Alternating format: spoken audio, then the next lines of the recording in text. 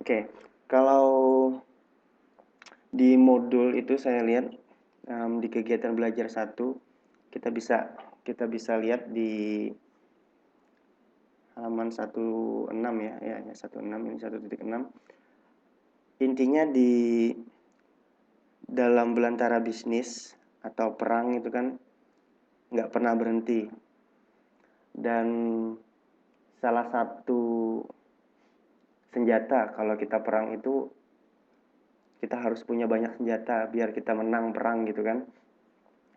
Nah, kalau untuk di komunikasi bisnis ini sendiri, kira-kira senjata atau alat yang kita pakai itu apa?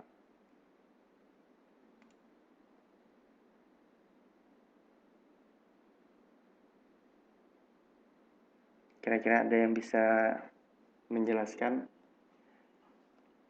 dari yang, kalau yang udah baca slide atau udah baca bukunya pasti pasti bisa ini menyebutkan.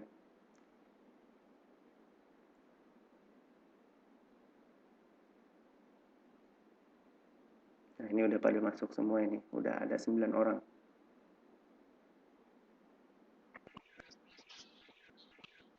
Ya. Oke, kita kita kita ini ya, kita mulai aja buka ininya apa namanya? Bukunya sama slide-nya ya. Biar biar biar saya mulai jelasin juga. Oke, sekarang kita fokus lihat ke slide-nya aja ya. Oke, pertama di tinjauan mata kuliah itu kan ada 9 atau 8 nanti yang dibahas di dalam modul. Yang pertama kita bakalan lebih fokus ke konsep-konsep dasar komunikasi pemasaran. Kalau di buku atau di modul um, itu darinya Prof. Dedi Mulyana ya, Prof. Dedi Mulyana dia menjelaskan juga kan tentang apa namanya uh, definisi dari komunikasi pemasaran itu sendiri. Sebenarnya ada banyak definisi dari para ahli, tapi memang kalau di Indonesia itu kebanyakan dipakai darinya Prof. Dedi Mulyana memang yang ada di buku, yang ada di modul itu. Tapi kalau menurut saya masih terlalu rumit pembahasannya, makanya saya kasih di slide itu darinya Kotler sama Keller. Hampir mirip tapi lebih lebih mudah untuk diingat. Ini dia. Uh, yang paling mudah menurut saya ini merupakan suatu perantara di mana perusahaan menginformasikan, membujuk dan mengingatkan konsumen secara langsung atau tidak langsung mengenai produk dan merek yang mereka jual.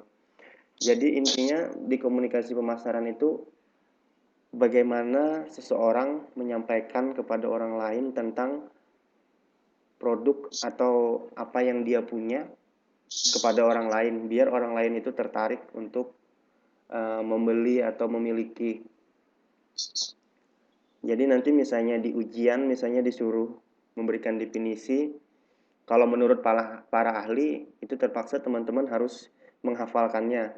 Tapi kalau beri definisi menurut Anda itu paling mudah ya. Definisi menurut Anda itu paling mudah. Jadi teman-teman bisa mengimprovisasi dari para ahli itu, terserah bahasanya seperti apa.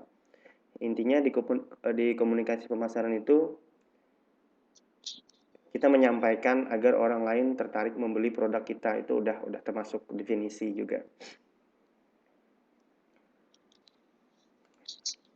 Kemudian untuk ruang lingkup komunikasi pemasaran itu sendiri, yang saya bilang tadi kalau orang perang itu harus punya senjata banyak biar menang perang gitu kan, dan di bisnis itu anggapannya seperti perang. Jadi kalau masuk dunia bisnis kita harus siap berperang dan harus banyak punya alat perang juga seperti senjata gitu kan. Tapi di komunikasi pemasaran itu senjatanya yang pertama iklan, kemudian juga ada promosi penjualan, acara khusus dan pengalaman. Jadi acara khusus dan pengalaman itu kira-kira seperti exhibition, pameran atau seperti itu. Jadi untuk menarik minat pelanggan, jadi diadakan pameran atau semacamnya. hubungan masyarakat dan pemberitaan. Hubungan masyarakat di sini public relation gitu kan, untuk menjalin hubungan dengan masyarakat. Pemberitaan ini namanya media relation. Jadi kita memiliki hubungan baik dengan media. Jadi misalnya media televisi, media seperti surat kabar atau media cetak, kita harus punya yang namanya hubungan baik dengan mereka supaya produk kita itu bisa bisa mendapat citra positif di masyarakat. Kemudian ada juga pemasaran langsung dan penjualan pribadi. Ini kira-kira yang yang termasuk di dalam ruang lingkup komunikasi pemasaran, dan masih banyak lagi yang kita bisa masukkan ke sini, tapi secara umum generalisasinya seperti ini. Misalnya ada soal juga nanti teman-teman di ujian, misalnya disuruh menyebutkan minimal 3 ruang lingkup komunikasi komunikasi pemasaran, bisa aja disebutkan iklan, kemudian hubungan masyarakat, atau penjualan langsung atau apa itu. Jadi kebanyakan sih mereka cuma kalau di soal atau apa itu saya lihat sebutkan beberapa aja, nggak minta sebutkan semua. Jadi usahakan teman-teman bisa bisa menjelaskan dari beberapa ini. Nanti kita di akhir saya menjelaskan, saya akan tanya gitu kan, biar semuanya bisa menjelaskan ini. Kemudian lanjut ke slide berikutnya. Ini tentang integrasi komunikasi pemasaran untuk membangun ekuitas merek. Jadi makanya saya bilang tadi ada yang namanya media relation. Kita perlu media untuk memberitahukan kepada masyarakat, karena kan kita tahu kalau di pengantar ilmu komunikasi, media massa itu adalah senjata paling ampuh untuk menarik konsumen atau untuk memberitakan sesuatu. Komunikasi massa itu paling cepat. Jadi kita harus punya hubungan baik dengan media juga kalau kita punya suatu produk. Di sini saya sudah kasih tanda panah beberapa gitu kan. Untuk program komunikasi pemasaran sendiri, kita ini tadi ada perlu periklanan apa segala macam, sudah saya sebutkan sebelumnya. Tapi di sini ada hubungannya dengan membangun kesadaran merek itu sendiri. Jadi kalau bahasa Inggrisnya brand awareness. Jadi gimana masyarakat itu memiliki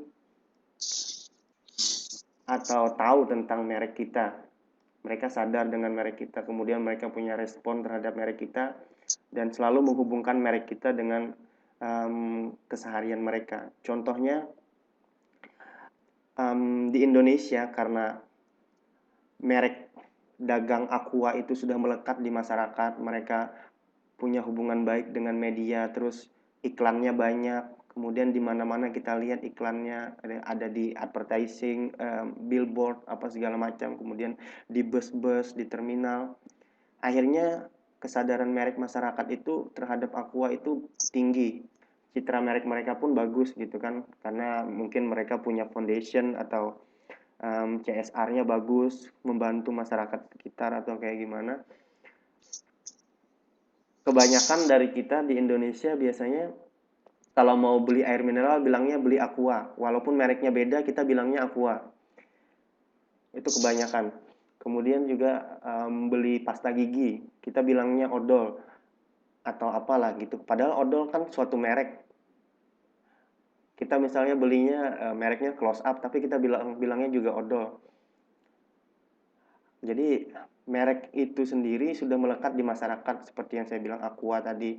Kemudian ada juga kalau di daerah saya orang bilang sepeda motor itu bilangnya Honda, padahal Honda kan merek. Jadi nggak peduli itu dari Yamaha, Suzuki, mereka tetap bilangnya Honda karena Honda sudah sudah melekat di masyarakat di tempat saya itu. Jadi citra mereknya pun sudah melekat. Nah, ketika kesadaran merek ini sudah tinggi di masyarakat, perusahaan tidak perlu lagi bersusah payah. Jadi mereka cuma tugasnya hanya membangun hubungan baik, terus membangun hubungan baik agar citranya semakin baik di masyarakat. Jadi itu yang paling penting, karena tanpa itu semua mereka akan kehilangan konsumennya. Apalagi nanti kita bicara tentang konsumen loyalty, jadi ada konsumen yang loyal, mereka nggak mau minum kalau nggak minum Aqua gitu kan, harus Aqua. Misalnya contohnya seperti itu. Ada yang harus misalnya gitu kan, karena dia udah loyal dengan merek tersebut. Oke, saya lanjut lagi. Kemudian di slide selanjutnya itu adalah integrated marketing communication. Itu kalau bahasa Indonesianya komunikasi pemasaran terpadu atau biasanya disingkat IMC. Itu adalah beberapa poin juga untuk komunikasi pemasaran. Jadi sering ini disebutkan, nanti paling teman-teman kalau di ujian juga harus menyebutkan ini, kalau bisa kelima-limanya bagus dan bisa memberikan keterangan. Di sini saya kelompokkan. Yang paling mudah itu advertising, periklanan, karena kita lihat banyak itu iklan. Tapi untuk iklan itu sendiri itu bagus untuk mempengaruhi konsumen, karena kalau di TV itu kan kita terjang dengan iklan terus-menerus, akhirnya kita kenal dengan merek itu dan kita pengen membeli. Memang untuk di iklan sendiri itu bagus. Dan iklan di sini sudah saya tuliskan, ada yang tradisional, ada yang digital. Nah, ini kalau yang digital sudah jelas yang kita lihat di televisi, kemudian kalau yang tradisional itu mungkin masih bisa kita lihat di, misalnya kalau di kereta atau di mana itu ada ditempel macam-macam atau ditulis tukang pijat gitu kan, ditempel di dinding, ada nomor handphonenya, kemudian adalah macam-macam kayak membuat taman terus ditempel di dinding, ada iklan-iklan seperti itu yang tradisional. Tapi yang digital di televisi, kita banyak bahas yang di televisi karena memang untuk media massa itu sendiri banyak yang nonton televisi gitu kan. Kemudian targetnya juga pas. Kalau orang yang sering nonton televisi itu adalah orang yang masyarakat kebiasaannya tuh menengah ke bawah, jadi mereka punya waktu untuk nonton televisi. Kemudian pas lah kalau kita punya sesuatu untuk diiklankan di televisi. Ini saya juga bilang di sini luas gitu kan cakupannya, large reach itu luas untuk bisa mendapatkan audiens atau pelanggannya. Ya targetnya juga terbatas, jadi targetnya cuma untuk orang-orang yang nonton TV. Itu pun mereka nonton TV mungkin aja nggak nonton iklan, karena kalau iklan mungkin dipindah channelnya atau seperti apa. Dan untuk iklan itu sendiri itu harganya mahal kalau kita taruh di televisi gitu kan. Itu harus kurang dari 1 menit. Dan kalau ratingnya tinggi, biasanya acaranya itu harganya 1 kali tampil iklan itu bisa miliaran. 1 kali tampil. Jadi misalnya kalau kayak dulu itu iklannya yang kayak misalnya bukan empat mata dulu. Itu kan ratingnya tinggi, orang banyak nonton di sana. Terus iklan-iklan banyak ke sana. Dan ketika di sana itu mahal, karena acara itu ditunggu-tunggu banyak orang, banyak yang nonton. Jadi kita bisa lihat semakin banyak iklan di televisi berarti acara itu rame. Tapi kalau iklannya sudah nggak banyak, berarti memang acara itu nggak rame. Jadi ada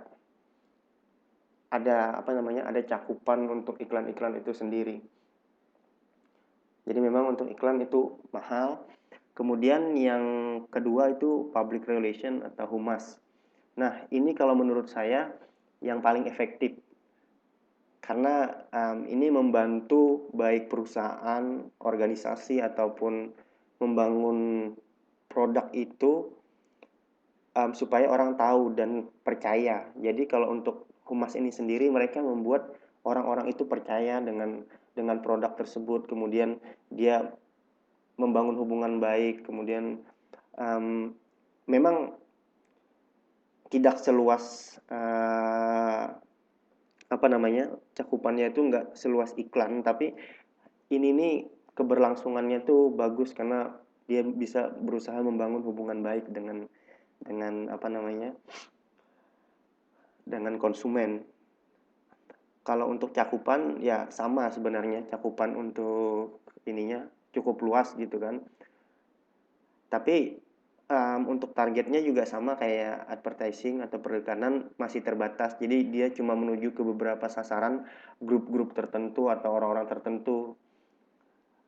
Dan apa namanya, ini paling murah. Jadi hampir dikatakan gratis karena tidak memerlukan apa namanya, hal-hal yang sulit. Seperti kalau advertising kan kita perlu model iklan, kemudian kita perlu orang untuk mengiklankan itu, bayar artis atau segala macam. Itu baru bayarnya, belum memproduksi iklannya, kemudian naruh iklannya lagi. Jadi mungkin aja untuk satu iklan itu bisa menghabiskan perusahaan itu sampai miliaran gitu kan. Makanya kalau untuk public relation itu bisa dibilang hampir gratis karena kita cuma perlu menggaji si humas itu tadi. Dan yang ketiga itu direct marketing. Ini juga sama kayak periklanan, ada yang tradisional, ada yang digital. Direct marketing ini pemasaran langsung. Jadi ada yang misalnya kayak apa namanya, menjual langsung gitu kan. Secara tidak langsung ini juga membangun suatu produk. Jadi ada brandingnya terbangun di situ. Tingkat kesadaran mereknya juga orang tahu di situ karena biasanya orang mau jualan pasti ngomong, oh saya jualan air mineral nih, mereknya Aqua misalnya, seperti itu. Jadi pasti dijelaskan apa yang mau dijual. Di situ meningkatkan kesadaran itu tadi kan, kesadaran merek terhadap orang lain. Ya cakupannya terbatas karena hanya kepada siapa yang misalnya kalau dia temui gitu kan. Kalau kita lihat di direct marketing atau penjualan langsung itu fokusnya kepada konsumen yang ada di hadapan dia. Kemudian sebenarnya level konsumennya juga terbatas di sini dan harganya pun mahal karena ya perlu menggaji itu tadi, juga perlu menggaji karyawan itu sendiri, dan mereka biasanya kan digajinya per, kalau nggak per jam bisa per bulan gitu kan atau per minggu, jadi memerlukan banyak biaya juga. Dan yang paling mahal itu sebenarnya adalah sales promotion, atau biasanya kita bisa lihat SPG lah, itu kalau banyak rokok gitu kan apa segala macam mereka pakai SPG untuk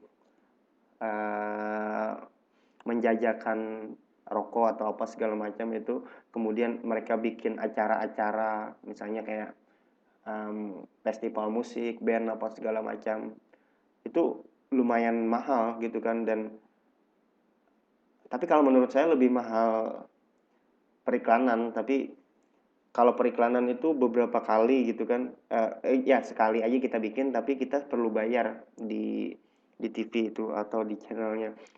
Kalau ini yang sales promotion ini sekali tapi langsung banyak mengeluarkan uang. Bayangkan aja kalau untuk festival musik itu berapa mereka harus menghabiskan biaya, bayar artis juga, kemudian walaupun ada kerjasama, banyaklah orang yang digaji gitu kan, SPG itu tadi juga.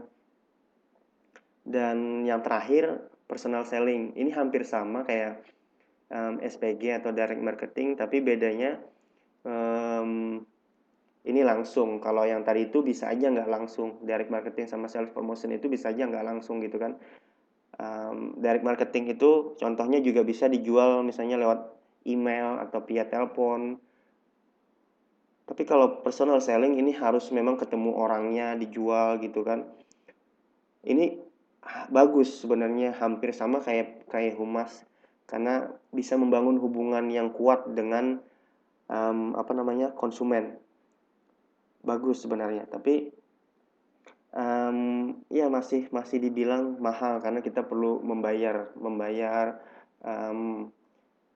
karyawan kita untuk melakukan hal itu. Jadi ketika kita menjadi seorang owner atau menjadi bosnya perusahaan gitu kan, atau manajer, kita harus consider sadar dengan 5 hal ini. Kira-kira apa yang bisa saya kuatkan, entah itu di public relation-nya atau entah itu di periklanannya. Tapi biasanya kalau perusahaan itu sudah besar, mereka tidak akan memikirkan tentang ini karena mereka punya biaya sendiri untuk kelima hal tersebut. Berbeda dengan kalau perusahaannya kecil, mereka mungkin akan mengurangi beberapa gitu kan, hanya fokus beberapa dari yang 5 ini. Tapi kalau sudah perusahaannya sudah skalanya besar, mereka punya biaya sendiri untuk kelima-limanya. Bahkan mereka satu-satu itu sudah concern gitu kan. Ini khusus iklan, ini khusus humas gitu kan. Jadi ya paling tidak nanti teman-teman bisa menjelaskan kelimanya ini, atau kalau nggak bisa kelima-limanya, ambillah salah satu aja gitu kan, biar lebih bisa dijelaskan kalau pas ujian atau apa. Oke, sekarang sejauh ini ada yang ditanyakan dulu?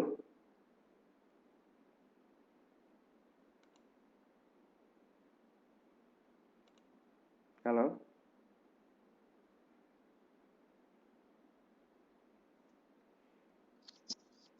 Lanjut aja ya. Oke, nanti di akhir saya baru tanya. Kemudian untuk di slide selanjutnya, teman-teman bisa lihat hubungan antara konsep komunikasi pemasaran dengan proses pertukaran. Nah, proses komunikasinya itu di sini. Jadi yang membedakan komunikasi pemasaran dengan komunikasi yang lainnya itu di sini. Biasanya kalau komunikasi yang biasa itu pesan yang disampaikan langsung menuju ke orangnya, kemudian tergantung kepentingan. Tapi kalau di sini kepentingannya adalah untuk memasarkan suatu barang. Jadi misalnya sumber itu bisa perusahaan, bisa yang tadi PR tadi bisa, periklanan tadi juga bisa gitu kan. Semuanya di sini. Kemudian melewati encoding, di sini ada tadi iklan, kemudian apa segala macam masuk sini. Transmisi gitu kan, decoding lagi, baru ada tindakan dan perilaku konsumen. Itu selalu seperti ini. Jadi pasti kebanyakan yang dipakai model komunikasi pemasaran seperti ini. Pasti ada perilaku dari konsumen. Jadi ketika orang melihat iklan, biasanya orang mungkin akan tertarik dengan produk itu. Kemudian ada suatu tindakan. Kalaupun mereka nggak beli, tindakan yang mereka lakukan adalah menyebut nama produk tersebut gitu kan. Ada kalau teman-teman pernah tahu iklan di televisi itu yang contohnya permen mint, katanya biarin iklannya jelek, yang penting mint. Kita secara tidak langsung itu adalah teknik-teknik periklanan. Jadi maksudnya iklannya memang nggak terlalu menarik, tapi di situ mereka memberikan suatu pesan yang membuat kita mudah ingat. Iklan ini berbeda dengan iklan-iklan yang lain, ini terlihat simple. Kemudian dia cuma menekankan biarin iklannya jelek, yang penting mint.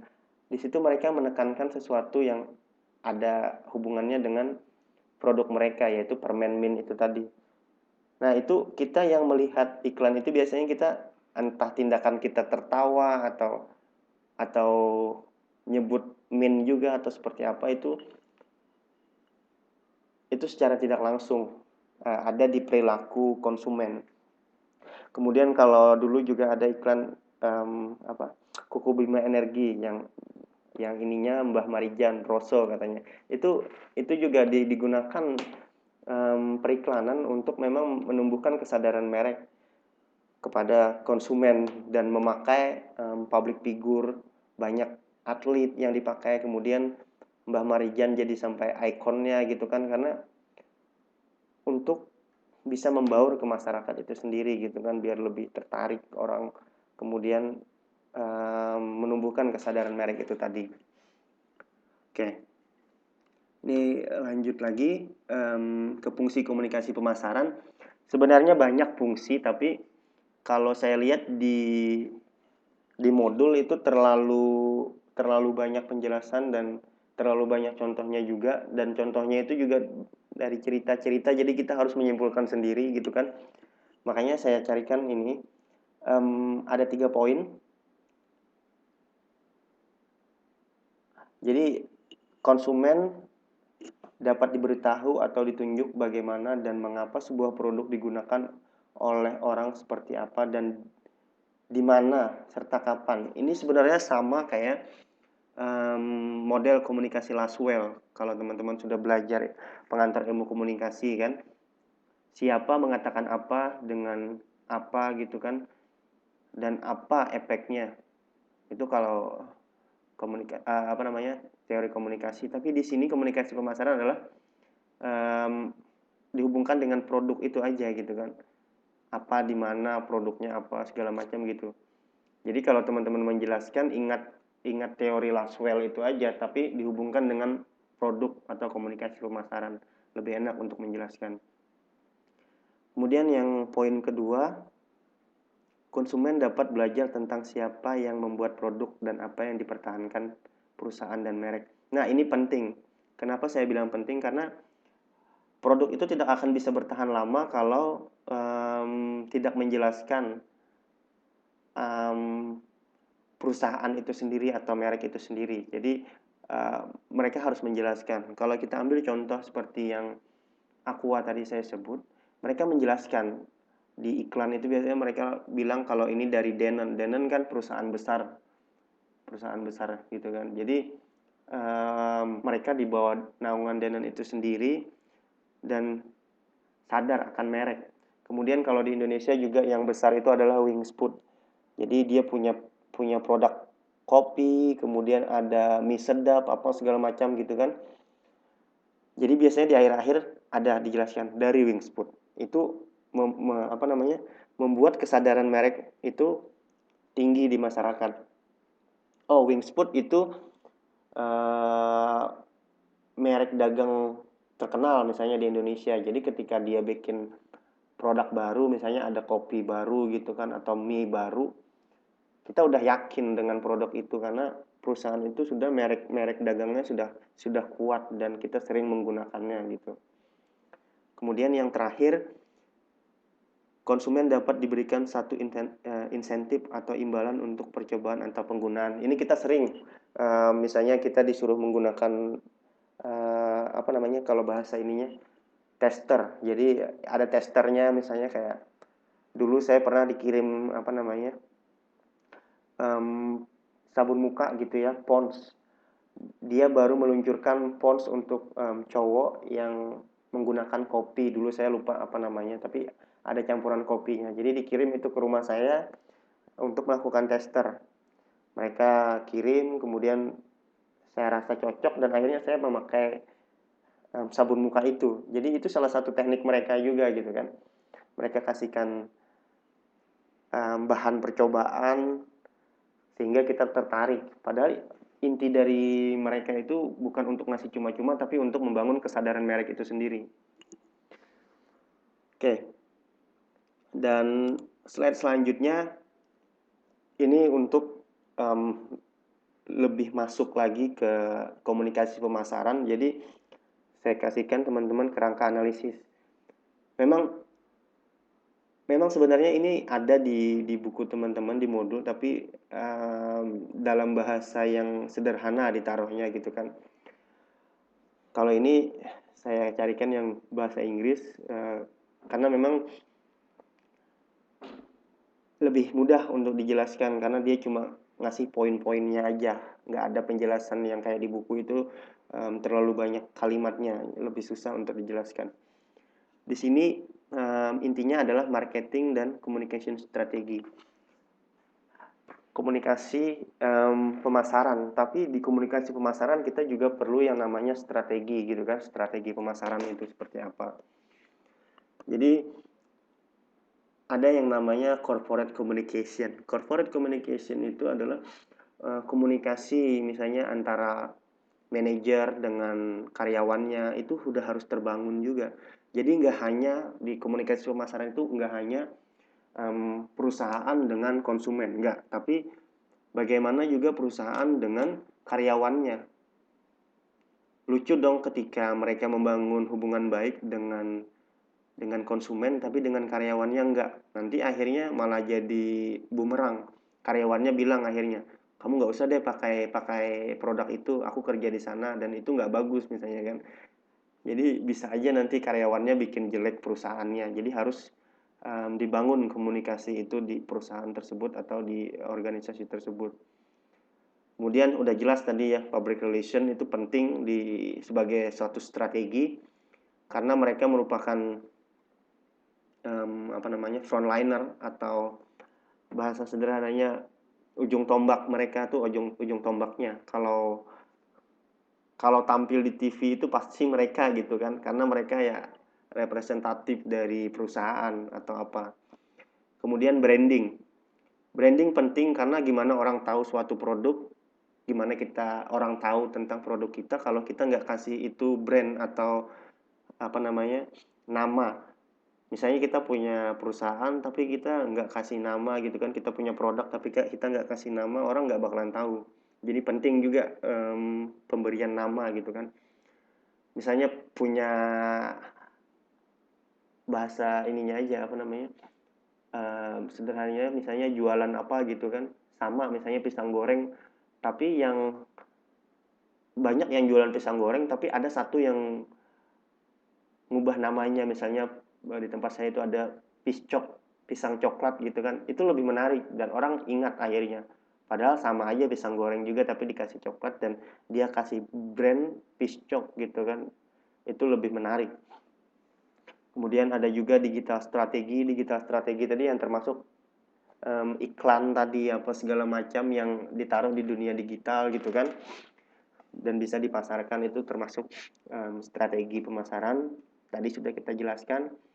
Kemudian karena ini sudah era digital, kita perlu website supaya orang bisa mengakses perusahaan kita, baik itu mengenai karyawan, kegiatan kita, kemudian produk kita apa aja, itu harus ditaruh di website. Semua informasi itu harus ditaruh di website pemilik perusahaan gitu kan, email perusahaan. Jadi hal-hal yang penting, layanan konsumen, service center apa segala macam itu harus ada di website. Ini di sini mereka juga membedakan ya tentang periklanan dan media. Padahal sama aja dengan digital strategi, itu hampir-hampir mirip, tapi ini lebih spesifik mereka taruh juga di sini. Ini sales dan bisnis collateral. Ya sama aja sebenarnya dengan yang dijelaskan sebelumnya.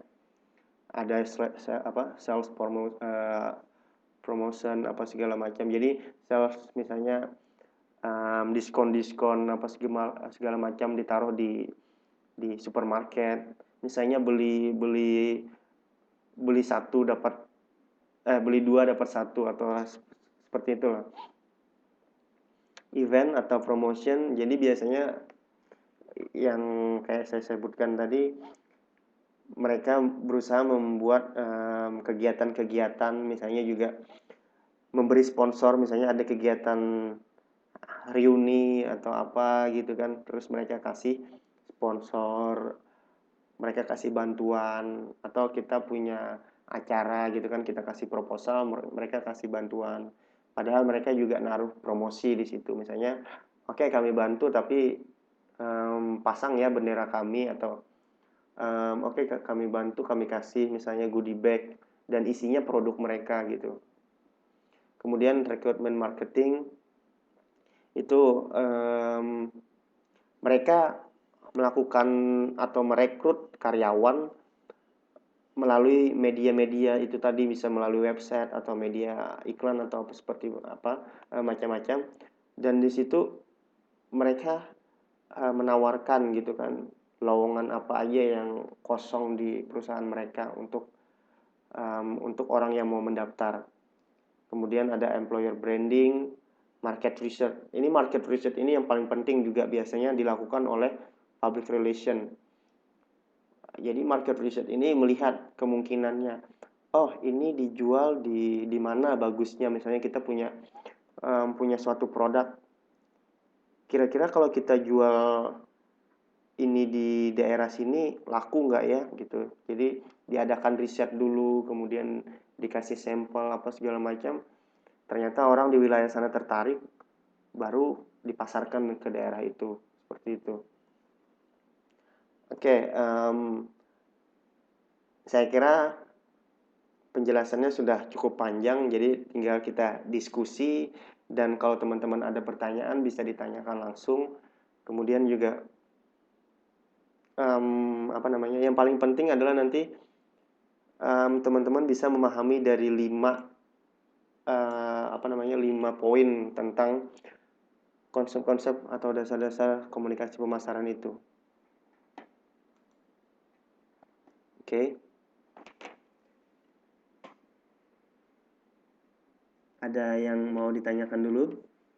Mbak Dia atau Mbak Tuti, Mas Jebreng, Mbak Kina. Silahkan kalau mau ada yang ditanyakan. Mbak Esti juga.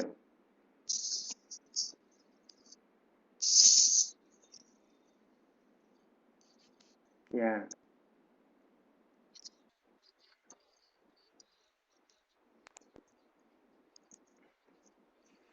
Mm-mm.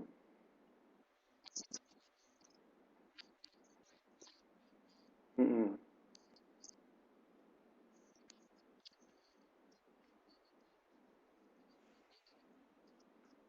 Mm-mm.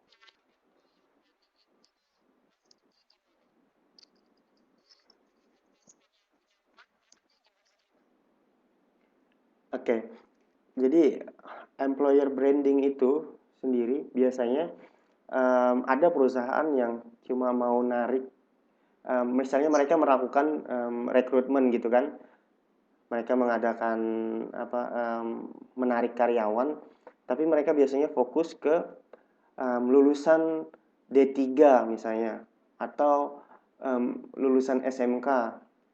Mereka cari yang spesifik. Jadi mereka maunya karyawan mereka itu terlatih gitu kan, karena lulusan SMK atau lulusan D3 atau S1 seperti itu. Memang karyawan. Iya,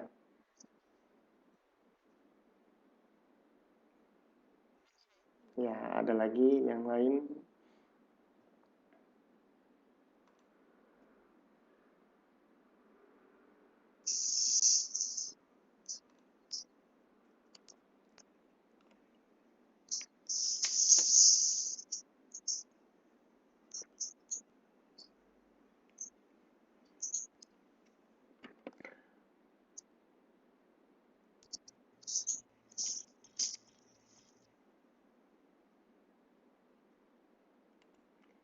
Sebenarnya kalau di modul itu memang saya lihat sudah disederhanakan. Jadi kalau teman-teman mau belajar itu tekniknya ya, kalau saya bilang jangan jangan dibaca dulu. Jadi jangan dibaca dari atas tapi langsung turun ke halaman bawah misalnya. Lihat dulu soal-soal yang mereka tanya apa.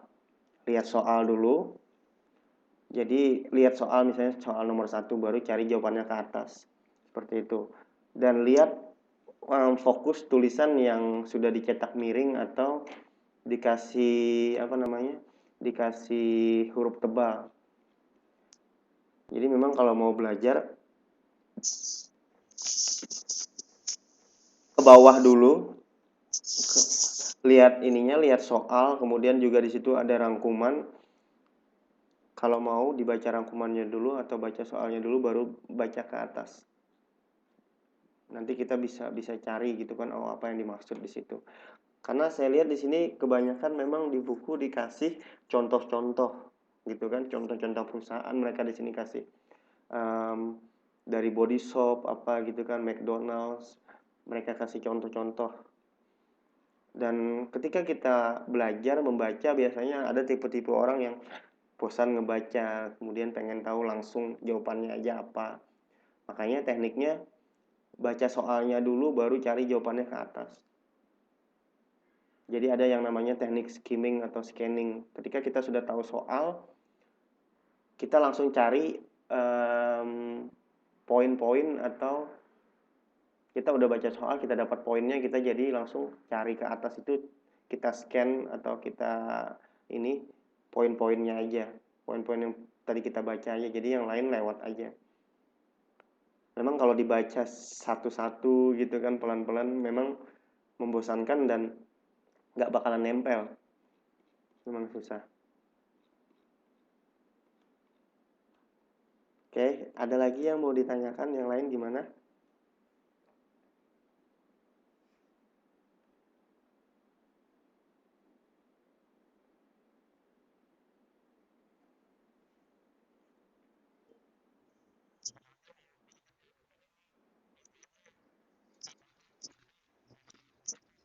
Oh, oh iya iya, Anda apa?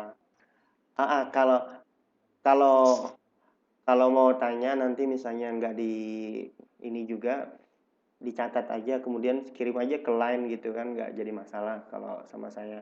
Ketika saya bisa jawab langsung, saya akan jawab langsung. Saya ya ya udah kedengaran sekarang suaranya ya. Mhm,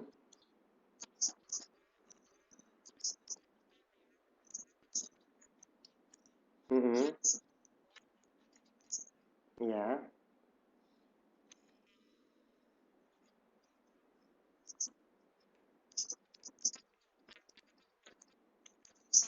iya iya benar.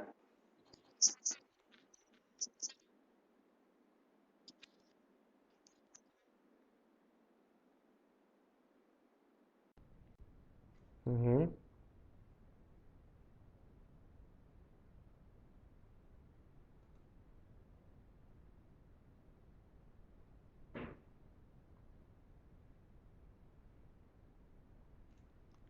Nah,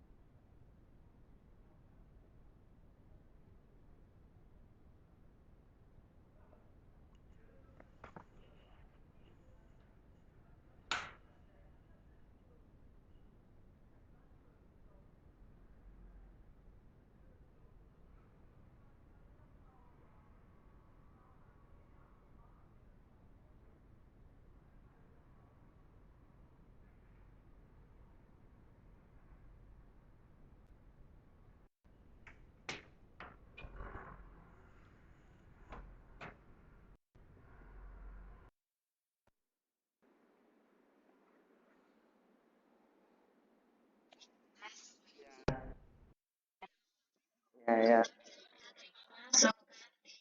ya sudah masuk ya. Sudah ada, sudah ada.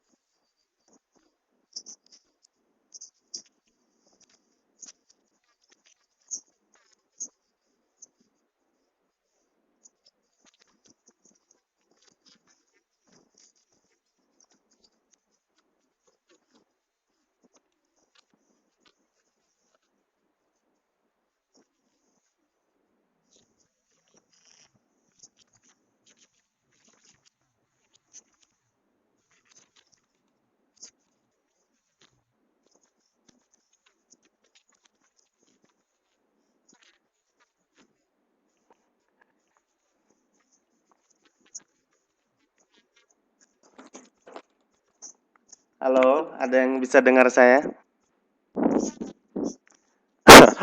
Oke, memang aplikasinya kayaknya kalau udah 1 jam itu dia keluar sendiri kayaknya ya. Oke, tadi Mbak Mbak Gina tadi nanya apa tadi? Maaf ya, terpotong. Eh,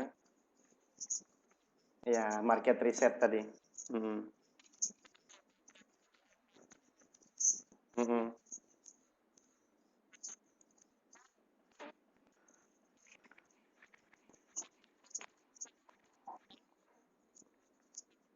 mm,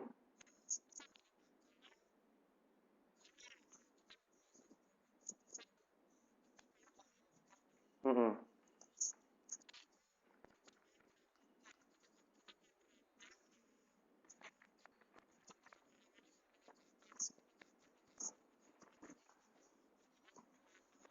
Ya,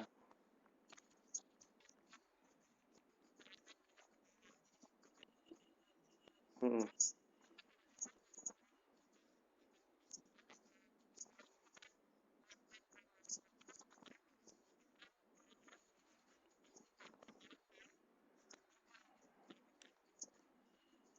mm, mm,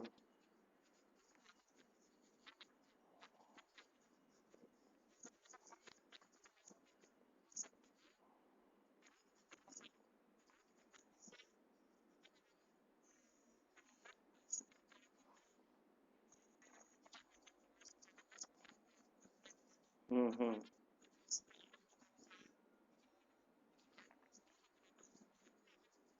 Ya, ya, ya.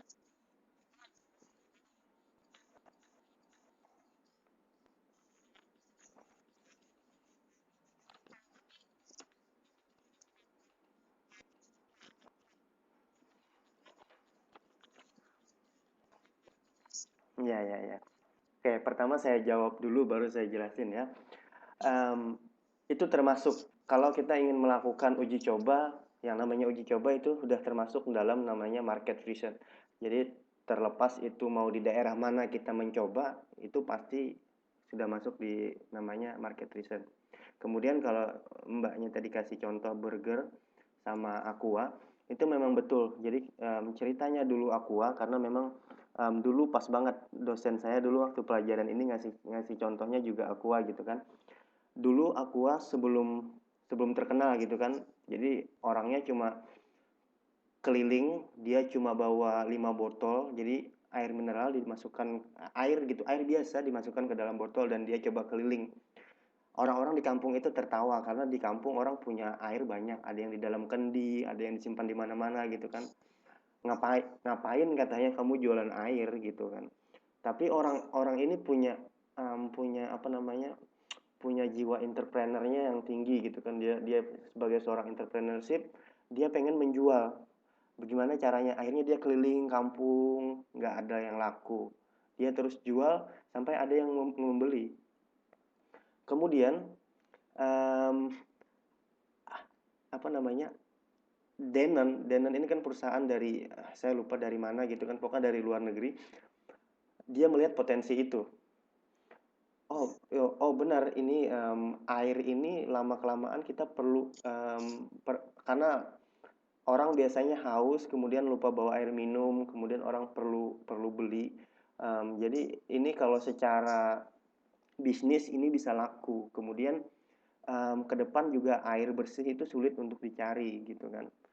Nah, makanya di situ Denon itu kasih dana ini kami beri dana untuk membangun perusahaan di daerahmu. Jadi dibantu gitu kan dengan idenya dia. Jadi orang yang pertama menjual itu tadi dia ambil idenya, Danon itu ambil ide orang itu, tapi dia dibayar. Tapi dia dibayar karena dia berani melakukan market research tadi. Dia coba keliling kampung dan akhirnya cuma dari 5 botol cuma laku satu gitu kan. Tapi di situ market risetnya memang kalau dibilang gagal bisa gagal, tapi ada kemungkinan ke depan. Dan kalau contoh tadi burger memang kalau di kampung siapa sih yang mau makan burger gitu kan?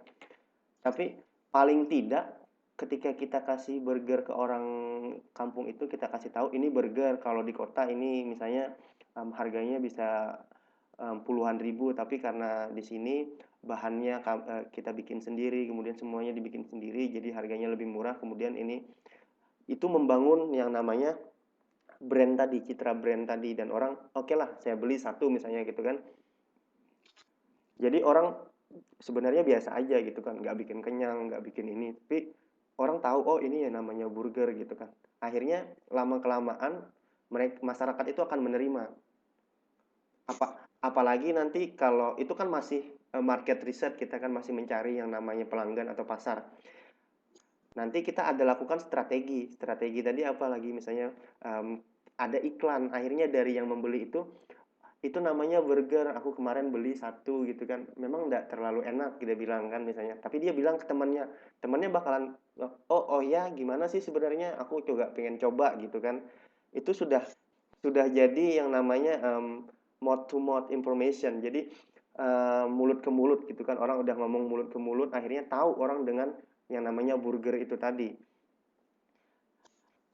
Kalau perusahaan kalau udah banyak baru nanti bisa lewat iklan apa segala macam. Apalagi nanti kalau misalnya penjualnya bilang siapa yang mau pesan burger bisa pesan, saya ada nomor handphonenya, ada apa segala macam seperti itu.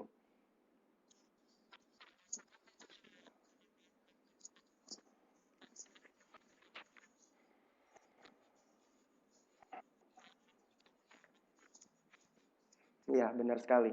Dan itu apa namanya? Baru di kampung gitu kan. Sekarang saya cerita ya. em, Sekarang saya melakukan riset tentang kopi Indonesia di Taiwan. Jadi kita kan punya banyak macam kopi di Indonesia. Saya ambil 5. Kopi Aceh, Toraja, Sumatera, Bali, Jawa. Saya punya 5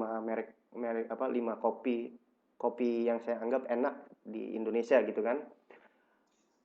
Saya sudah punya data orang yang minum kopi di Taiwan berapa. Kemudian itu dari riset-riset sebelumnya.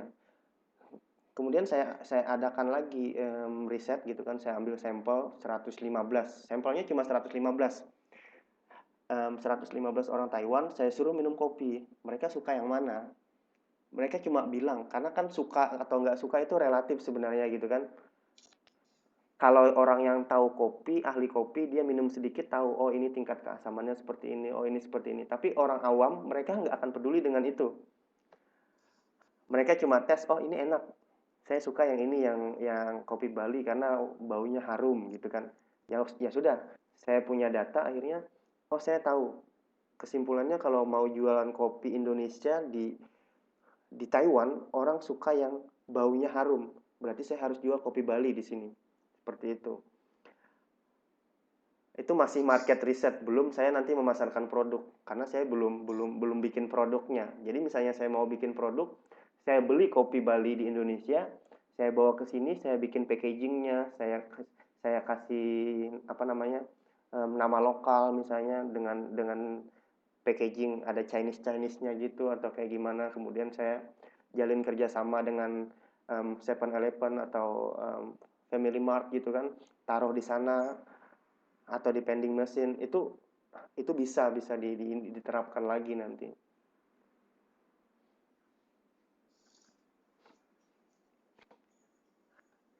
Kira-kira seperti itu. Ada yang lain lagi atau mau contoh lain lagi?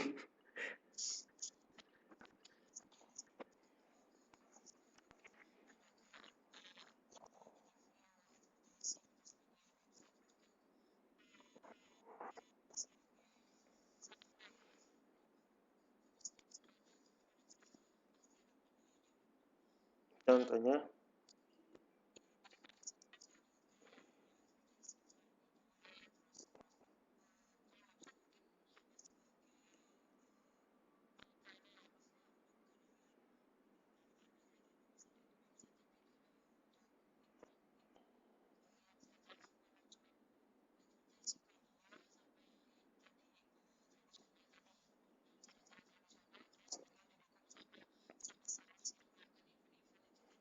hmm, hmm. Tapi sebenarnya kalau kayak website gitu ya, memang kalau perusahaan itu kecil mereka nggak terlalu membutuhkan website. Tapi kalau udah perusahaan cakupannya besar, mereka membutuhkan website. Untuk apa? Biasanya mereka melakukan publikasi yang namanya ada biasanya annual report. Jadi itu setiap 1 tahun sekali mereka publikasikan. Bahkan mereka menyewa orang-orang accounting gitu kan, akuntan untuk memberi penjabaran berapa sih mereka dapatkan dari penjualan itu selama 1 tahun. Nah, di situ biasanya yang melihat website ini siapa? Yang melihat website ini adalah orang-orang yang pengen nanam saham atau modal.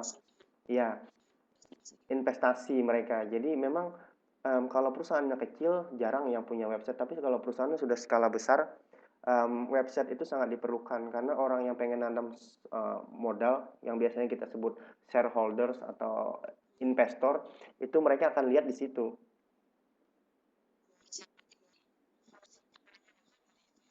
Kebanyakan sih kalau saya lihat website itu untuk itu selain untuk iya, kayak Alibaba itu dia punya website sendiri gitu kan, apa segala macam dia jual produk di website itu sendiri. Dan itu jangan salah mereka untuk websitenya sendiri supaya dibukanya nggak lemot apa segala macam mereka perlu server. Jadi mereka tanam server di mana-mana. Kemudian juga perlu ahli-ahli komputer gitu kan biar nggak dirusak. Karena kalau di media, ya saya bilang kan tadi perang. Kalau bisnis itu perang. Jadi misalnya contohnya servernya itu bisa aja dirusak dari lawan bisnisnya atau kayak gimana. Jadi orang-orang mereka itu harus siap gitu kan.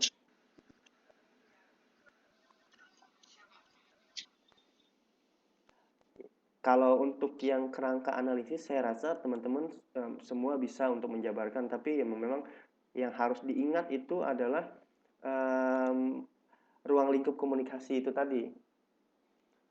Nah, ruang lingkup ini tadi paling nggak teman-teman bisa jelaskan 3 lah. Kalau mungkin biasanya kalau kalau saya sih biasanya lihat soal itu mereka cuma minta jelaskan beberapa, jelaskan aja gitu kan. Karena iklan itu sendiri banyak iklannya. Kemudian promosi penjualan juga banyak, promosi itu seperti apa, acara juga ada gitu kan. PR juga banyak tugasnya. Jadi memang harus didalami. Jadi mata kuliah komunikasi pemasaran ini nggak bakalan lepas dari mata kuliah teori komunikasi. Kemudian mata kuliah yang sebelum-sebelumnya itu nggak bakalan lepas.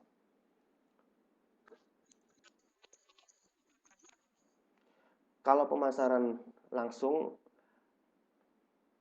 itu biasanya dilakukan sama bukan sales promotion, yang namanya direct marketing gitu kan. Jadi ya konvensional itu termasuk pemasaran langsung. Tapi kalau pribadi sebenarnya hampir mirip, tapi cuma metode yang digunakan aja yang beda. Kalau pribadi, misalnya saya kirim pesan misalnya ke mbaknya gitu kan, Mbak saya ada punya produk ini, mau coba atau mau ini gitu kan. Jadi medianya aja yang dipakai. Biasanya ada lewat email apa segala macam, tapi sebenarnya sama tapi cuma media yang mereka pakai aja yang beda.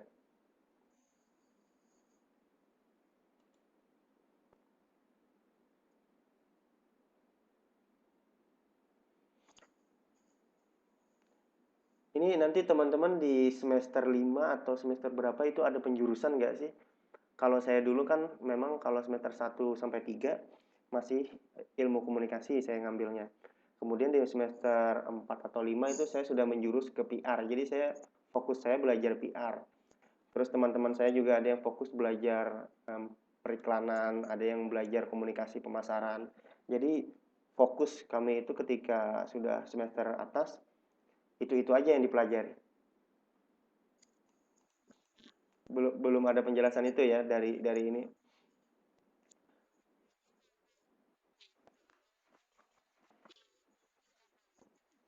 Oh, ke jurnalistik ya berarti kalau iya.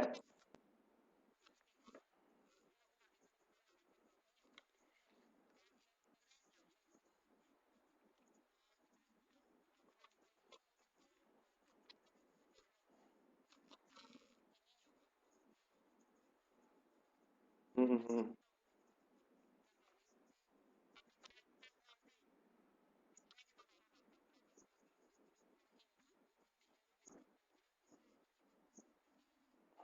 Penjurusan gitu ya. Ah, ah, ah. Iya, iya, iya. Tapi sebenarnya nggak jadi masalah semuanya itu sama di dalam ilmu komunikasi gitu kan. Tapi kalau kita bisa belajar lebih, iya. Ya terus niatnya apa? Niat belajar.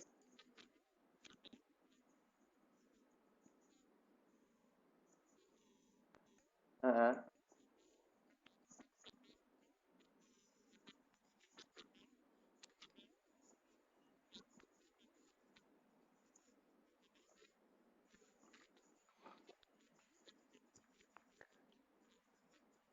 Iya, iya, iya. Ya sebenarnya lebih bagus seperti itu kan. Jadi kita dikasih yang umumnya dulu, pengantar-pengantar gitu kan, pengantar ilmu komunikasi, terus apa segala macam dikasih di awal, kemudian dikasih penjurusan. Sebenarnya bagusnya seperti itu, tapi saya nggak tahu sistemnya. Eh, saya dulu semester 4 kalau nggak semester 4 semester 5 saya.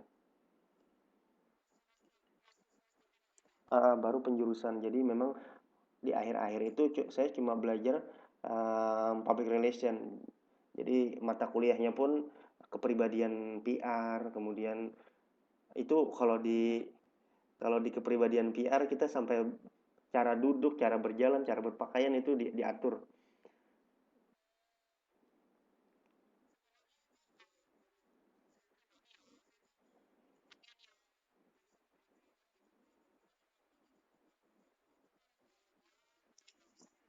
Mm-mm.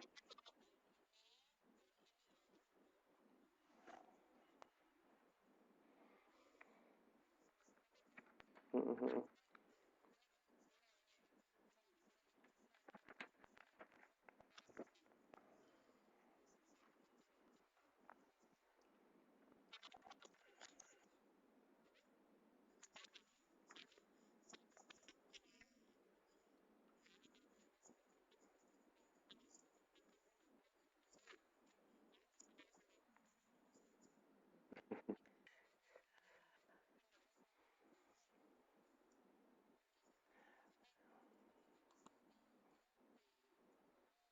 Ya, ya, ya.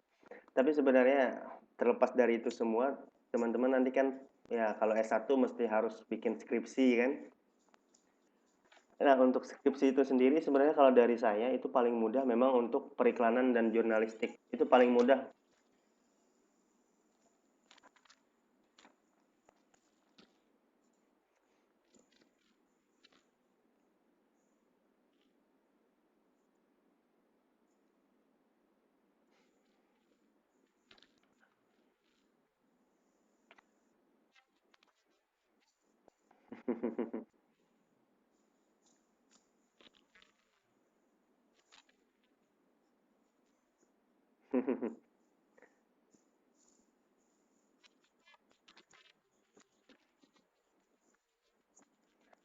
Iya, acara khusus seminar itu bisa dikatakan seminar juga bisa masuk.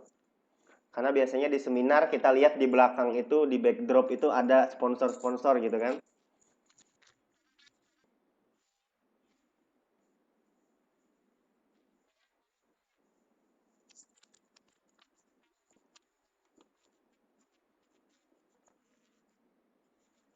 Iya, pernah nggak, apa namanya, menghadiri seminar kemudian ada selingan iklan lah gitu. Jadi dibilang misalnya, acara ini didukung atau disponsori oleh misalnya apa. Jadi memang kalau kita ngirim proposal ngadain acara, mereka minta sebutin, oh, oke, kami kasih uang atau kasih barang, tapi karena di sana ada orang-orang, sebutin ya nama barang kami gitu kan. Paling enggak juga mereka taruh bendera atau logo-logo, itu kan udah termasuk ini, komunikasi pemasaran juga.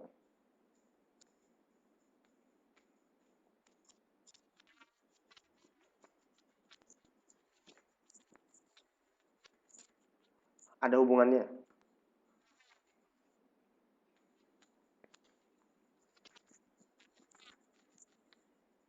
Mm-mm.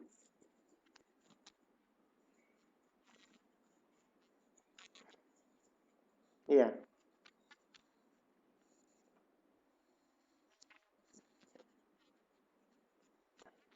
Mm-mm, mm-mm.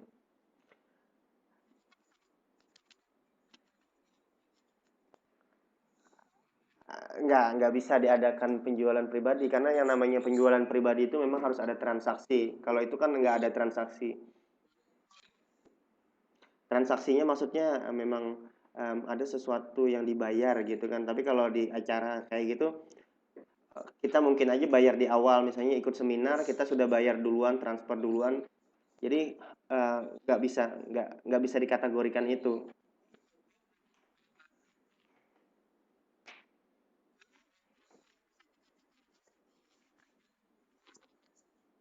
Bisa kalau pemasaran langsung bisa. Karena pemasaran langsung itu nggak harus orang beli.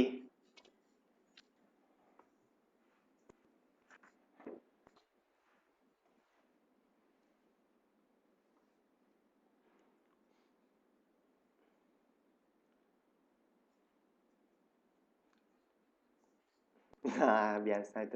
Itu kalau di komunikasi kita bilangnya noise. Ada yang tahu noise nggak? Ya, gangguan-gangguan. Jadi memang di komunikasi itu ketika di teori ilmu komunikasi itu pasti ada noise. Kalau kita berkomunikasi itu pasti ada noise, ada gangguan. Baik gangguan misalnya dari luar atau dari kita sendiri itu pasti ada noise.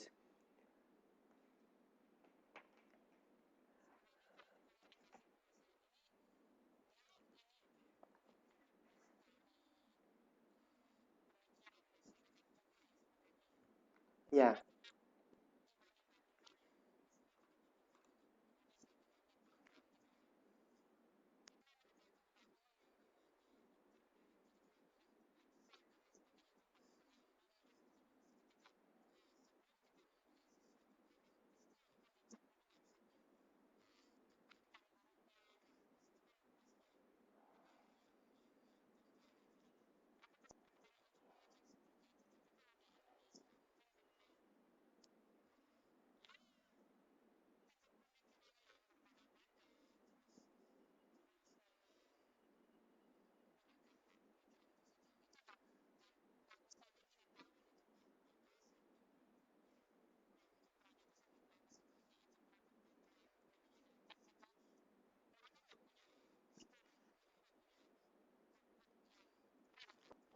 hmm,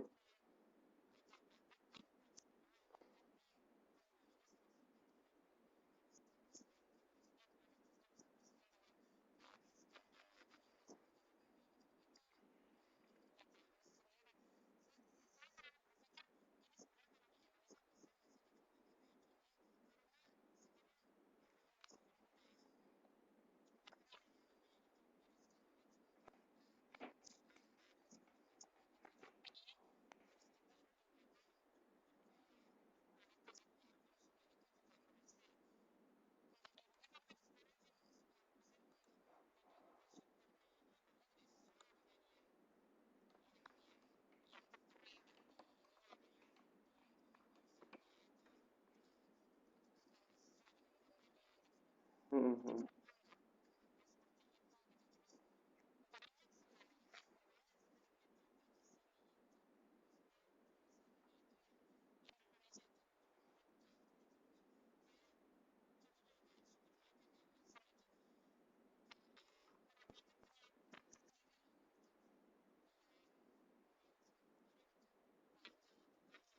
Mhm.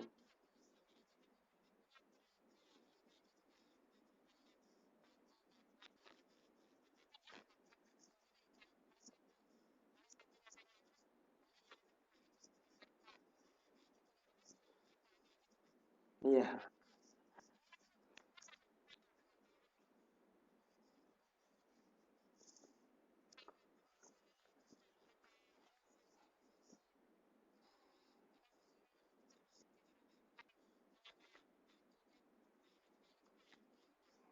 udah lumrah. Heeh.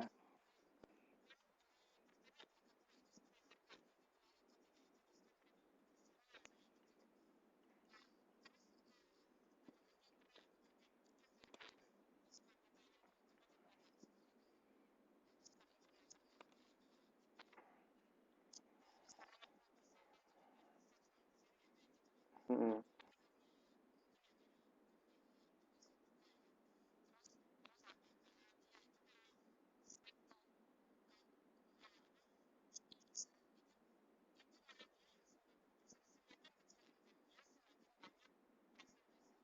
Persennya. Heeh, heeh. Kalau tinggi gitu ya,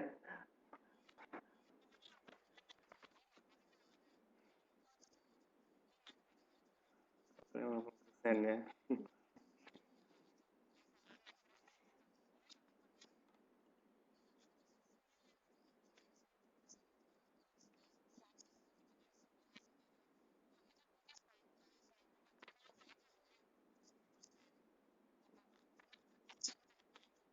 Nah,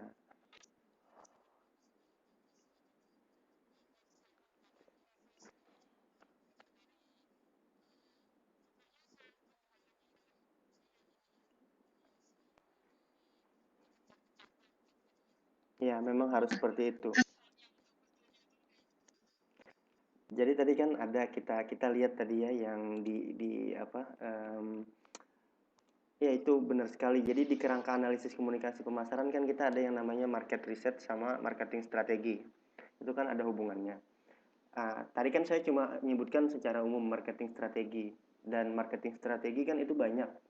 Kalau dari contoh yang Mbak sebutkan tadi itu sama persis dengan yang namanya um, five forces analysis. Jadi ada dari Porter itu ya ahlinya, Porter five forces itu ada strategi di sini. Jadi trade of new entry, kemudian buyer power, trade of substitution, supply power. Jadi kemampuan orang membeli.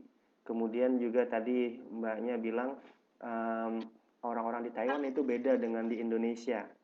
Memang gitu kan. Jadi um, di situ nanti ada yang namanya uh, consumer behavior. Jadi perilaku customer, perilaku konsumen itu ada. Contohnya kalau di sini kan seperti yang menarik itu saya lihat adalah tapi bukan bukan itu ada di Taiwan tapi bukan perusahaan Taiwan. Ke Costco misalnya kalau kalau tahu Costco kan mereka akan taruh yang namanya apa kereta dorong itu di luar terus kita disuruh memutari untuk melihat produk. Tapi ketika di kasir nggak usah jauh-jauh misalnya di 7-Eleven aja atau Family Mart mereka akan taruh barang-barang tertentu yang mungkin kita lupa tapi mereka taruh di situ gitu akhirnya ketika kita mau bayar oh ini satu juga lupa gitu gitu kan itu termasuk memang strategi. Nah kebanyakan dan ketika kita mau bayar kita lihat oh ini oh kita lupa gitu itu termasuk memang em, ada di dalam strategi itu tapi kalau saya bahas masuk ke sana itu akan jauh nanti dari modul memang itu ada ininya sendiri teman-teman nggak bakalan dapat yang namanya five quarter forces di komunikasi pemasaran karena itu nanti larinya untuk strategi pemasaran internasional. Tapi kalau untuk tahu kan nggak apa-apa, nggak jadi masalah. Ketika kita menjelaskan, kita bisa menjelaskan itu nanti. Kemudian,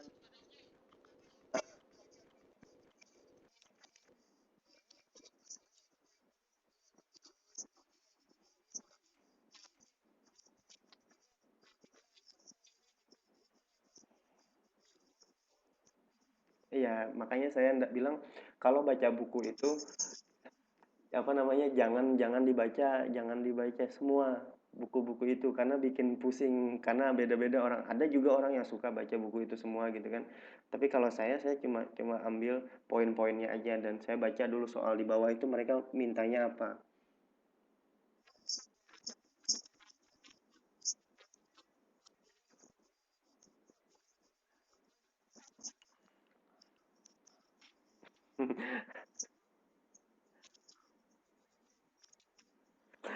Ini model model model teman-teman ini ndak ada apa-apanya dengan buku saya, jadi kalau nanti saya kirim deh foto-foto buku saya, tapi saya nggak baca semuanya.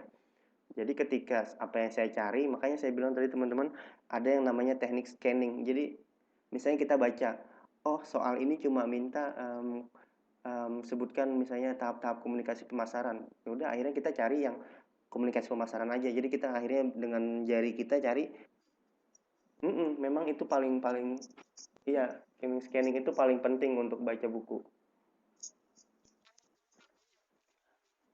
Ambil yang kita ambil poinnya aja.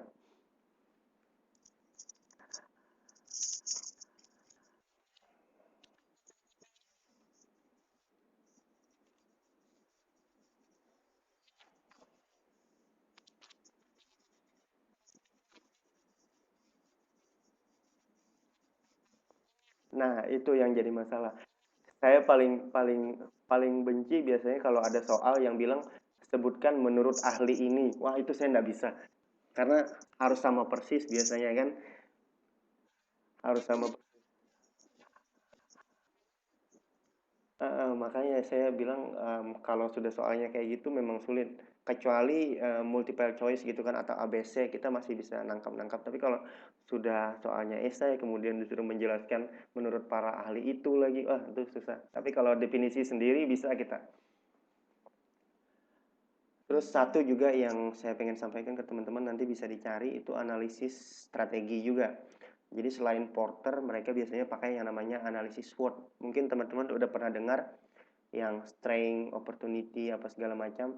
Jadi misalnya kita membangun suatu produk, kita lihat dulu kekuatan produk kita. Misalnya kita jual di Taiwan.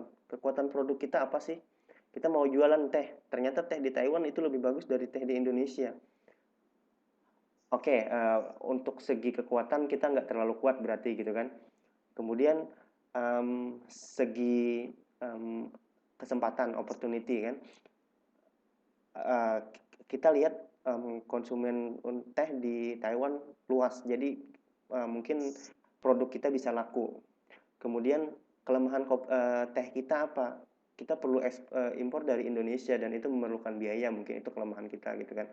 Kalau mereka di sini nanamnya.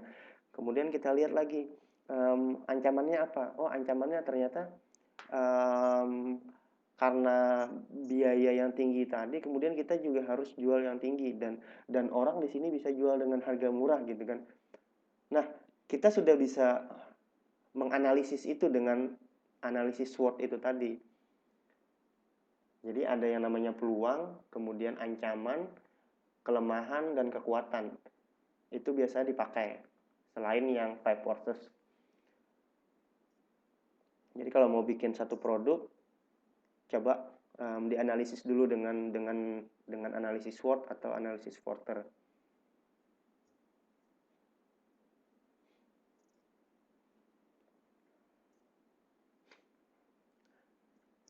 Yang lain gimana? Apa ada yang ditanyakan atau mau didiskusikan?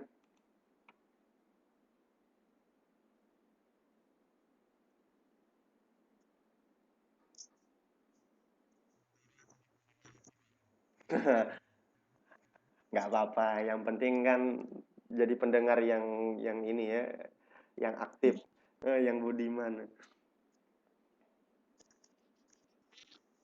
Oh ya,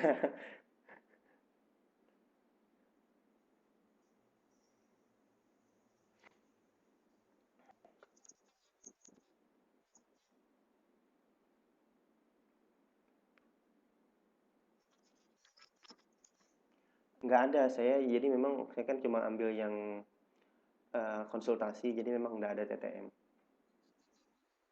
Iya, saya bukan tutor umum. Nggak bisa, makanya saya kemarin tanya kan. Memang untuk ilmu komunikasi nggak ada TTM mereka bilang kan.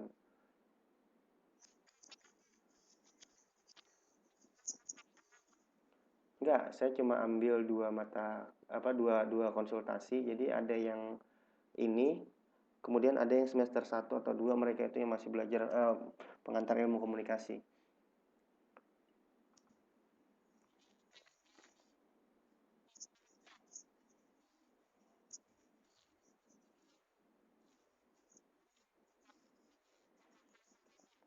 Iya, jadi nggak ada ini.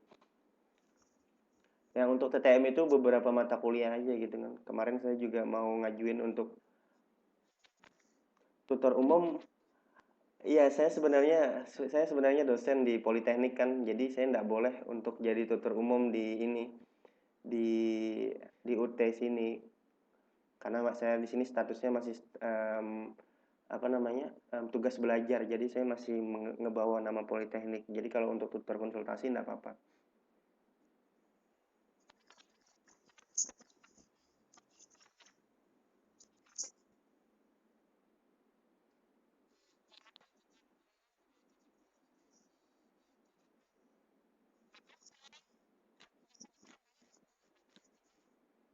Saya S2 ke S3, jadi memang dua program gitu digabung. Iya, yang enggak kayak gini. Jadi mungkin dulu tadi siapa yang disebut? Karena kan sekarang peraturannya beda. Kalau mungkin Mbak Dila dulu dia sudah pegang NIDN, nomor induk dosen nasional. Kalau udah pegang nomor induk dosen nasional itu bisa aja kemana aja ngajar. Kalau saya ini nggak bisa. Saya khusus di Politeknik. Jadi saya bisa ngajar umum itu di Politeknik, kemudian ngebimbing misalnya mahasiswa cuma di Politeknik. Kecuali nanti kalau ada yang kuliah kayak gini misalnya apa segala macam itu bisa. Karena IDN saya kan belum keluar gitu.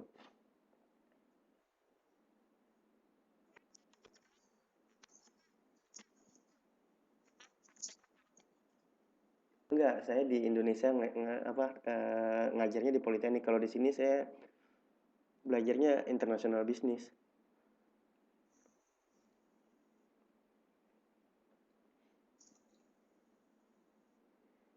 Itu juga salah satu alasannya.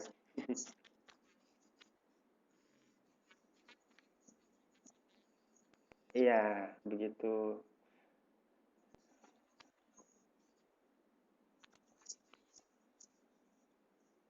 Ya, kalau kalau sudah terikat, jadi kita ada tugas belajar namanya kalau sekolah kan. Nah, itu susah. Bahkan saya kerja pun tidak dibolehkan sama mereka. Jadi ketika ngurus,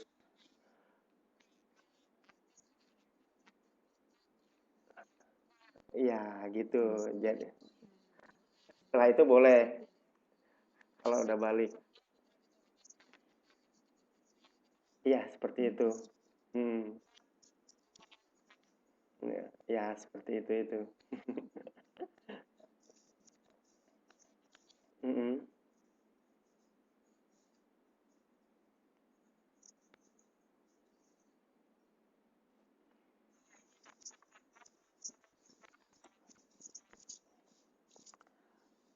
Kalau itu lebih ke ilmu komunikasi ya, bukan di komunikasi pemasaran.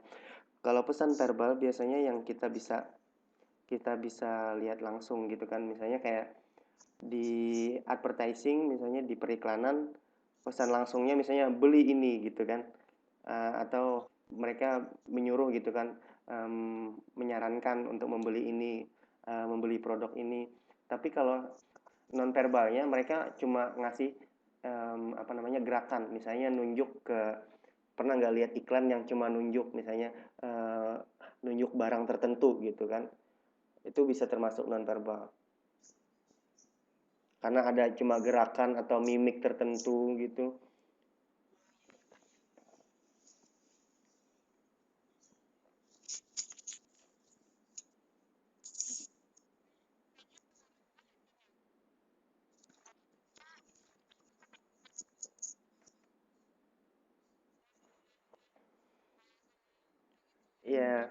gestur apa segala macam. Ya, itu di pengantar.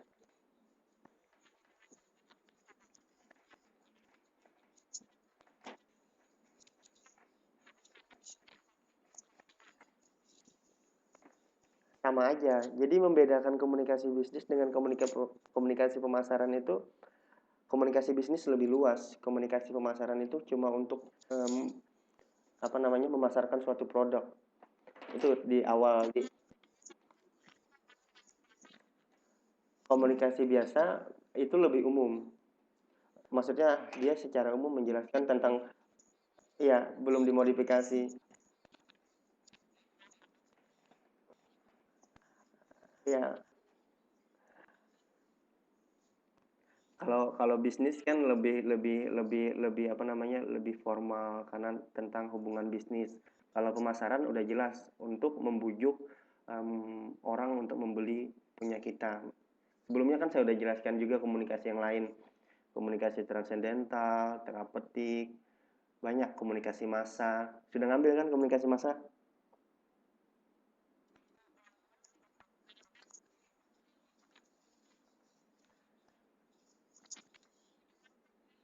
Ya.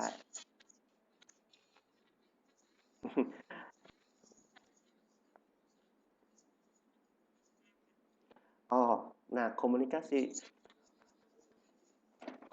massa itu apa namanya, kita untuk membedakan dengan komunikasi kelompok itu kita lihat siapa yang ngomong. Nah, kalau komunikasi kelompok itu orang di kelompok itu semuanya bisa ngomong. Kayak kita, kayak kita ini kayak kelompok semuanya bisa ngomong. Tapi kalau komunikasi massa cuma satu orang, terus dia gunain bisa dibilang sebagai perwakilan. Dia ngomong apa gitu kan, terus disiarkan lewat apa. Jadi misalnya ada pidato presiden, presiden ngomong, nggak bisa, itu masih bisa masuk di komunikasi yang lain. Memang ada masanya gitu kan, ada orang banyak, tapi satu orang yang ngomong. Nah, ceramah itu komunikasi massa. Jadi satu yang ngomong, yang lain ngedengerin, terus diliput TV, kemudian disiarkan ke seluruh Indonesia misalnya kan. Nah, itu termasuk komunikasi massa. Ada cirinya. Ciri komunikasi massa itu nanti orang lain, orang banyak gitu. Itu aja. Yang orang banyak yang bisa mendengarkan. Kenapa?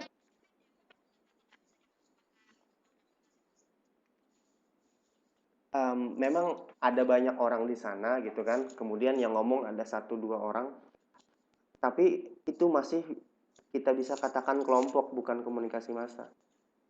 Ada kepentingan yang berbeda juga di situ. Kalau orang demo kan ada kepentingannya kan. Kepentingannya biasanya kepentingan kelompok. Nggak mungkin dong demo punya kepentingan pribadi gitu kan. Pasti ada kesamaan kepentingan. Nah, kalau komunikasi massa biasanya kayak yang dakwah tadi, ceramah, dia punya kepentingan dia sendiri tapi untuk menyampaikan kepada orang lain gitu kan. Ya, untuk mengajak orang. Jadi teman-teman nanti mungkin kalau punya ada waktu, cari aja misalnya, tulis gitu kan. Komunikasi, definisi dari saya ini. Misalnya komunikasi adalah pertukaran informasi antara dua orang dan atau lebih gitu kan. Bisa verbal dan non verbal gitu kan. Itu misalnya komunikasi. Terus cari lagi komunikasi massa menurut saya ini, komunikasi pemasaran menurut saya ini. Jadi punya definisi sendiri. Ketika belajar lebih gampang, kita sudah punya definisi dari kita sendiri. Karena untuk definisi itu nggak ada yang baku. Itu kebanyakan menurut para ahli, kemudian menurut ini, menurut ini. Jadi kita cuma baca dari mereka, kemudian kita simpulkan sendiri.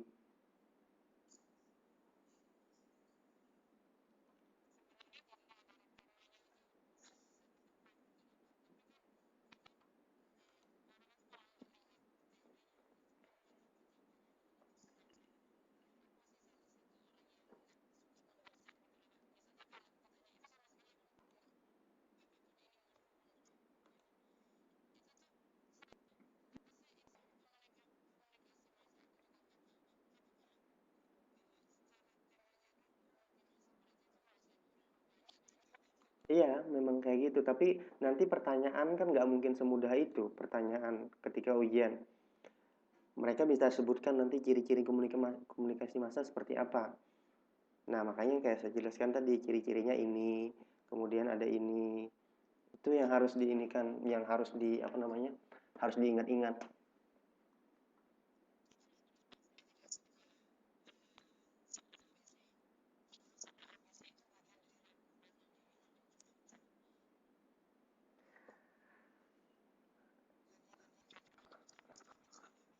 Ya, dan kita harus mengingat itu.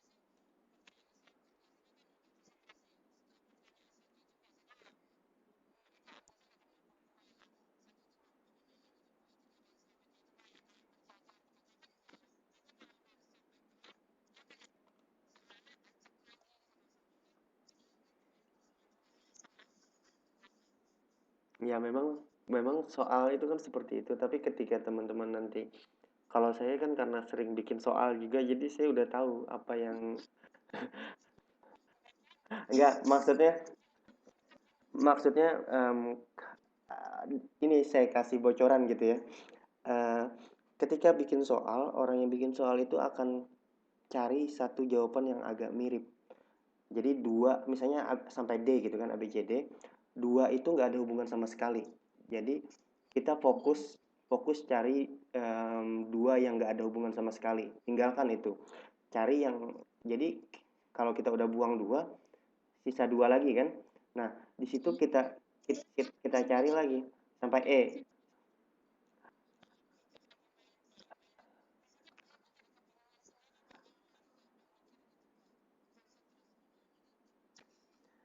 Ya memang, makanya itu memang tugas-tugas yang bikin soal gitu kan, gimana supaya orang konsentrasinya pecah. Makanya biasanya agak mirip-mirip, cuma permainan kata di situ ditaruh. Makanya biasanya disuruh jawablah dengan tepat dan benar gitu kan. Jadi menurut itu tuh agak mirip, belum tentu tepat gitu kan, dan belum tentu benar. Padahal hampir-hampir sama. Jadi kalau saya biasanya apa namanya? Kalau ngasih soal, kebanyakan dari saya esai gitu kan. Kalau saya ngajar di Politeknik, tapi kalau nggak tahu yang lain-lain. Kalau saya lebih ABC itu paling 10 soal gitu kan. Sisanya sisanya esai. Jadi saya lihat gimana sih pola pikir atau jalan pikirannya mahasiswa gitu kan. Lebih enak.